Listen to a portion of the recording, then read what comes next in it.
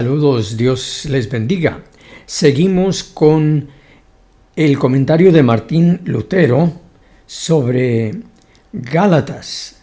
Estamos ahora en Gálatas 2:19, porque yo por la ley soy muerto a la ley para vivir a Dios. Les hago recordar que estos comentarios fueron parte de una clase que Lutero dictó a sus seminaristas en el nuevo seminario de Wittenberg, que hasta hacía pocos años había sido un convento y un seminario de la Iglesia romana. Pero debido al éxito de la Reforma, el príncipe que regía en esa región despidió a la Iglesia romana y ahora el convento se había convertido en un lugar abierto para la predicación del Evangelio. Así que aquí Lutero está dictando sobre este tema de que por la ley está muerto a la ley para vivir a Dios. Así que seguimos con la lectura. Dice que si vas a alegar conmigo por causa de mis pecados, le dice a la ley de Moisés, vete a mi carne con sus miembros, mis siervos, instrúyelos, hostígalos y crucifícalos. Pero conmigo no te metas, ni con mi conciencia, pues ella es toda una dama y una reina. Para ti estoy muerta y ahora vivo para Cristo. Con él tengo otra ley, la ley de la gracia, la que gobierna sobre el pecado y la ley. ¿Por qué medio? Por la fe en Cristo, tal cual lo declara Pablo seguidamente. Hay algunos que piensan que se puede vivir para la ley y se puede vivir para Dios simultáneamente. Que se puede vivir tratando de justificarse por medio de las obras de la ley y también ser justificado por la gracia de Cristo. El problema es que si vives para la ley, siempre serás un deudor a la ley. Y si vives para Cristo, no deberás nada. Serás un siervo de gratitud, porque tu cuenta ha sido pagada. Así que es imposible vivir para la ley y siempre tener una deuda, porque siempre la ley te pide más y más perfección, la ley siempre te pide más y más santidad, la ley te pide siempre más y más obediencia, la ley siempre mira tu carácter, a tus obras, a tu comportamiento, a tus pensamientos, y la ley siempre tiene algo de qué acusarte. Así que si vas a vivir para la ley, tendrás que fijarte en ti mismo comparándote siempre a la ley para ver si estás viviendo de acuerdo a la ley. Va a ser una relación muy estrecha entre tu conciencia, tu carne y la ley. Pero si vives para Cristo, no vas a deber nada. Vas a estar mirando su grandeza, su maravilla, su gracia, su misericordia que ha tenido para ti. Y vas a escuchar las palabras de Cristo que, como le dijo aquel gadareno, ve a tu casa y cuenta cuán grandes cosas Dios ha hecho por ti, que es muy diferente que una obligación de la ley. Es decir, la persona va a estar siempre inmensamente, infinitamente agradecida por lo que Dios ha hecho. Así que no nos debemos dejar engañar por aquellos, y hay sectas y religiones que enseñan que se puede vivir con un ojo hacia la ley y con el otro ojo hacia Cristo. Nadie puede servir a dos maestros. No puede servir al maestro de la ley, ni tampoco puede servir al maestro, al supremo maestro, que es Cristo. Ahora, aquí nos dice que con Él, con Cristo, tengo otra ley, la ley de la gracia, la que gobierna sobre el pecado y la ley. ¿Por qué medio? Por la fe en Cristo, tal cual lo declara Pablo seguidamente. Esta definición pareciera extraña y maravillosa, que vivir a la ley es morir para Dios, y morir a la ley es vivir para Dios. Estas dos proposiciones están enteramente opuestas a la razón. Por tanto, ningún sofista sagaz ni legalista las puede comprender. Pero tú aprendes su verdadero significado. El que vive para la ley, el que procura ser justificado por las obras de la ley, es y sigue siendo pecador. Por tanto, está muerto y condenado. Pues la ley no lo puede justificar y salvar. Es precisamente lo que veníamos diciendo anteriormente. La ley solo lo acusa, aterroriza y finalmente lo mata. Por tanto, vivir para la ley es morir hacia Dios. Al contrario, morir a la ley es vivir para Dios. Por eso, si quieres vivir para Dios, tienes que morir para la ley. Si quieres vivir para la ley, tienes que morir para Dios. Sin embargo, vivir hacia Dios es ser justificado por la gracia o por la fe, por causa de Cristo y sin la ley y sus obras. Aquí entonces Lutero propone algo maravilloso, dando una definición del verdadero cristiano. Entonces, esta es la propia definición de un cristiano.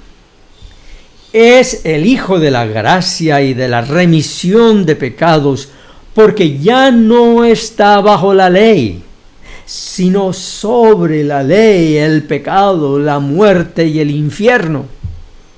Y de la misma manera que Cristo quedó libre del sepulcro y Pedro de la cárcel, así el cristiano queda libre de la ley.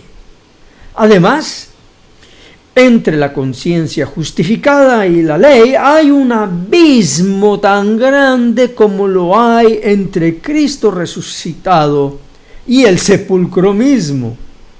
Así también como lo hay entre Pedro librado de la cárcel y la cárcel misma. Cristo, por su muerte y resurrección, está muerto al sepulcro, de tal modo que el sepulcro, no tiene poder alguno sobre él, ni tampoco lo puede sujetar. La piedra ha sido removida, los sellos rotos y los guardas petrificados. Él ha resucitado y nada lo sujeta. Pedro fue librado de la cárcel e iba por donde él quería. Asimismo, la conciencia por la gracia queda libre de la ley. Así es con todo aquel que es nacido del Espíritu. La carne no sabe ni de dónde viene esto ni a dónde va, pues no puede juzgar a menos que sea según la ley. La carne solamente tiene una vara de medir y es la ley. La conciencia justificada solamente tiene la justicia de Cristo por la cual medirse, y esa justicia ya es suya por la sola fe. Por el contrario, el Espíritu dice que me acuse la ley, que el pecado y la muerte me intimiden todo lo que quieran, aún así no desespero. Tengo la ley contra la ley, el pecado contra el pecado y la muerte contra la muerte. Ustedes ven estos numeritos aquí. Eso se refiere a la frase que se encuentra al pie de página, y esa frase viene del latín, es la traducción del latín. Y no es difícil entender el latín allí, porque allí dice legem, que es la ley, legem contra legem, peccatum contra peccatum, mortem contra mortem, habeo. Habeo es yo tengo. Ellos ponen, en latín, ponen el verbo aquí al final. Bien, seguimos. Por tanto, cuando en la conciencia siento remordimiento y la ponzoña del pecado, fijo la mirada en Cristo, esa serpiente de bronce colgando en la cruz. Allí encuentro al otro pecado que se opone a mi pecado, que me acusa y devora. Ese otro pecado es la carne de Cristo que quita los pecados del mundo. Es poderoso, condena y devora mi pecado. De tal modo que mi pecado es condenado por pecado. Es decir, por Cristo crucificado. Él fue hecho pecado por nosotros, para que nosotros fuésemos hechos justicia de Dios en Él. Es decir, mi pecado en el cuerpo de Cristo condena al pecado que me acusa. ¡Qué precioso! Mi pecado en el cuerpo de Cristo condenó, aniquiló, borró, tachó para siempre mi pecado. Porque mi pecado en el cuerpo de Cristo fue destruido por su justicia, su pureza, su inocencia.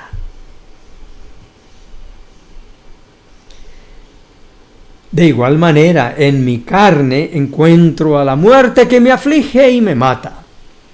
Pero en mí tengo una muerte contraria a esa muerte.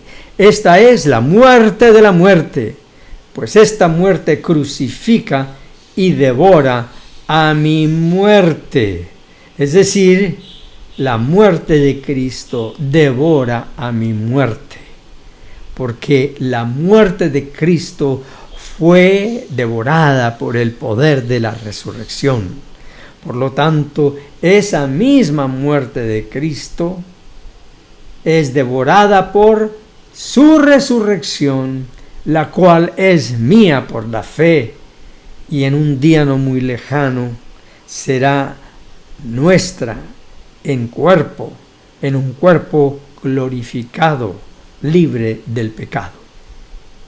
Ahora, todos estos no son logros ni de la ley ni de las obras, sino los de Cristo crucificado. Sobre sus hombros fueron cargados todos los males y miserias de la humanidad, la ley, el pecado, la muerte, el diablo y el infierno. Todas estas encuentran la muerte en Él, porque por su muerte Él les ha dado la muerte. No obstante, debemos recibir el beneficio de Cristo con una fe sin titubeos, porque así como no se nos ofrece ni la ley ni obra alguna, sino al solo Cristo, así tampoco se requiere nada de nosotros, sino la confianza de la fe. Por esta fe nos aferramos a Cristo y creemos que nuestros pecados y nuestra muerte han sido condenados y abolidos en el pecado y en la muerte de Cristo. Por tanto, siempre tenemos argumentos más fuertes y seguros que certeramente concluyen que la justificación viene por la sola fe. Nuevamente, ustedes ven ahí el número 208, vamos aquí al pie de página 208, al numerito aquí al pie de página, donde dice necesario concludendum est solam fidem justificare. Lutero añade al pie de página, porque él también puso pie de página, lex non justifica, sed